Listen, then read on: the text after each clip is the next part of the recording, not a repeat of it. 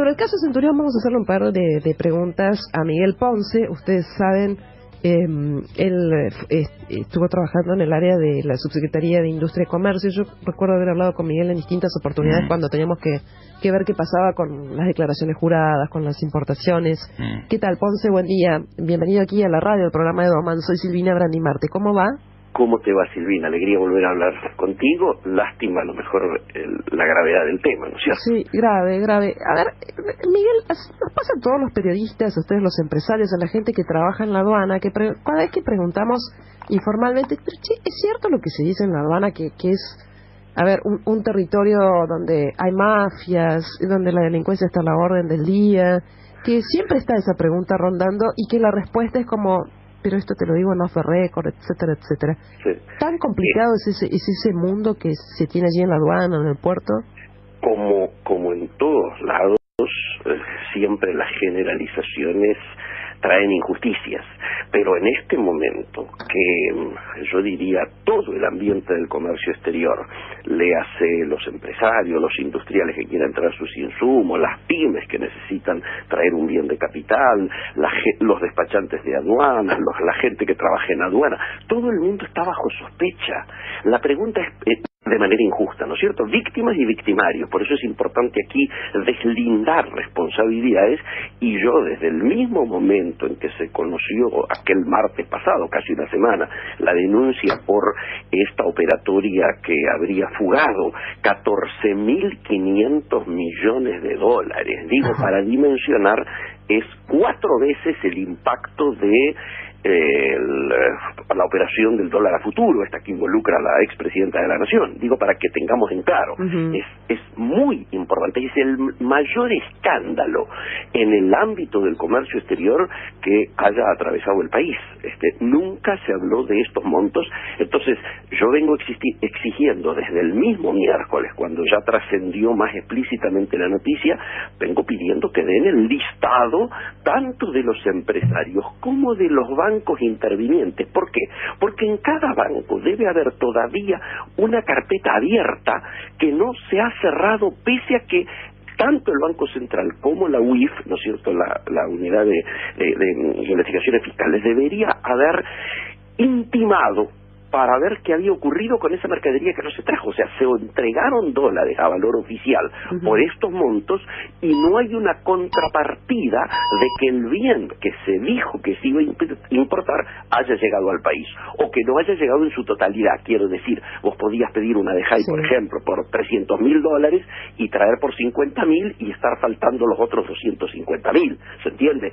Esto acumulado da este monto de 14.500 millones de dólares, que involucra a casi el 60% de los operadores empresarios activos en el comercio exterior de hoy. Pensá que hay menos de 30.000 y están involucrados 16.000 y algo en esta operatoria. Entonces, me parece muy importante que el gobierno dé a conocer el listado para evitar preguntas como esta que vos haces, donde todos aparecen involucrados, siempre la duda. Pero es que hace años que estamos con esta cuestión, ¿no? Y además que cambian los nombres, pasaron situaciones tan desgraciadas como la muerte de Irigoyen, y uso la palabra muerte porque la famosa aduana paralela, o la aduana paralela, etcétera, etcétera, y ahora con el tema Centurión, y la pregunta es siempre la misma, ¿no? Claro.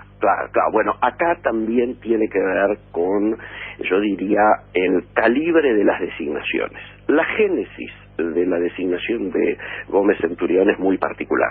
Gómez Centurión venía estando a cargo de la Agencia de Control Gubernamental en la Ciudad de Buenos Aires con el gobierno del PRO, Macri, jefe de gobierno. Cuando se produce el triunfo de Cambiemos, Gómez Centurión, que había estado trabajando en la Fundación Pensar con los equipos que elaboraban las políticas de defensa de lo que iba a ser el futuro gobierno. De hecho, Gómez Centurión es un hombre militar, un tipo que estuvo en Malvinas, algunos lo vinculan a sectores carapintados, otros dicen no. Las islas. Algunos no lo vinculan. Él participó bajo las órdenes de Rico en la Semana Santa contra Raúl Alfonsín, levantándose contra el gobierno constitucional, y luego estuvo en Monte Caseros bajo las órdenes de el coronel Zeneidín. Así que Carapintada es En función de eso es que lo ponen en el área de defensa y lo quieren hacer designar ministro.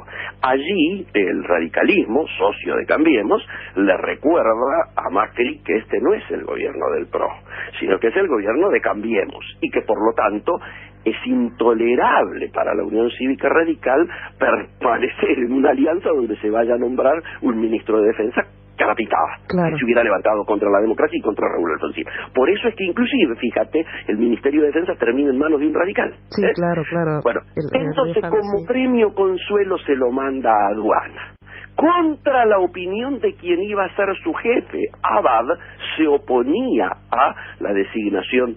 ¿Pero por qué se oponía? No solo por cara pintada, se oponía por el hecho de que no tenía idea de comercio exterior Gómez Centurión. ¿Es un hombre corrupto? Además de, participó en el movimiento cara pintada. Yo creo que eso va a haber que probarlo. Las amistades de él no pueden creerlo, al contrario, lo tienen como un hombre probo. Pero su paso por la agencia municipal no dejó una opinión unánime. Por un lado, él, al estilo de Bernie, salía encabezando personalmente motivos personales, pero por otro lado tiene un juicio muy importante por aquel famoso incendio de Iron Mountain. Sí, Iron Mountain en Barracas. Correcto, donde se destruyeron documentación que comprometía a empresas muy importantes, por lo cual se le ha iniciado un juicio. ¿Y por qué el juicio? ¿Él en qué estaría implicado en ese incendio? Aparentemente hay muchos que dicen que eso fue intencional. Pero él directamente ¿en qué estaría relacionado? Que dicen que no podría haber sido hecho sin participación de la autoridad del sector. Esa documentación comprometía principalmente a la agencia. A la agencia. Claro, connivencia de las empresas con agencias. Ahora, hoy, por ejemplo, nos encontramos, Miguel, con algunos artículos... Hay que esperar el resultado de la justicia, ¿no? Hay que esperar que cierren esas investigaciones. Hay algunos artículos, en especial la columna de Carlos Pañi, que habla de dos inquietantes frentes que se abren. Menciona a dos Juanjos, uno es Aranguren, el ministro de Energía. Este Juanjo, sí. Y el otro Juan José de Gómez Centurión. Y habla de una situación en este último caso que cruza mafias, entre ellas mafias que tienen que ver con el área de inteligencia. Menciona Estiuso, menciona algunos contactos que pueden tener algunos militares o exmilitares con el área de inteligencia, viejas pujas. ¿A vos te cierra algo de esto o no? Yo reconozco que en esto soy un perfecto ignorante. Entiendo de comercio exterior, de pymes, de producción, de integración, pero del tema servicios. El de Falco en aduanas, ¿cuál fue el mayor yerro de Gómez Centurión que hoy lo lleva a que justamente actúe Bullrich, actúe Abad y el presidente resuelva? No. Bullrich actúa porque a ella le llega el WhatsApp, pero por supuesto, interviene todo eso, pero el mayor delito o el de Falco, la situación más caliente por la cual es inevitable que Gómez Centurión tenga que ser eyectado de aduana, desde tu punto de vista, ¿cuál es? Yo creo que precisamente allí, a partir de estas grabaciones, se demostraría alguna connivencia con los sectores que pretenden beneficiarse, con contrabandos diversos en el área. ¿Por qué? Porque lo que aparece en las grabaciones es que ofrece el que habla, el que está hablando, en la grabación ofrece cambiarte origen y cambiarte posición arancelaria en la papelería de lo que se vaya a importar.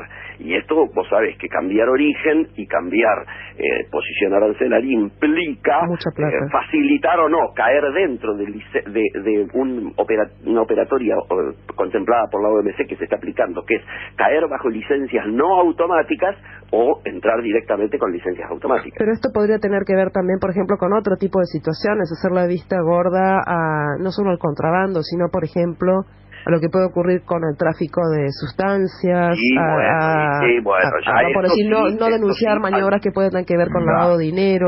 Esto adquiriría ya ribetes mucho más complejos. ¿Pero el sector habla de esto o habla de lo otro?